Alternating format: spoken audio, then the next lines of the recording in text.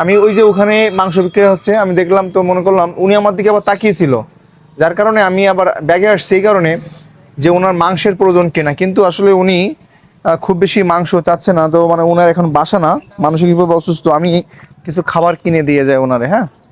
তো একটু খাবার কিনে দিয়ে যাচ্ছি এখান থেকে। মানে এই ভিডিওটা শেয়ার করবো না এই কারণে যে আসলে অনেক সময় অনেক ফ্যামিলিতে আছে অনেকে হারিয়ে যায়। দোকান কি আপনার? দেখি কিছু খাবার দেন, একটু জুস দেন, কিছু খাবার দেন, হ্যাঁ 150-200 টাকার মতো খাবার দেন।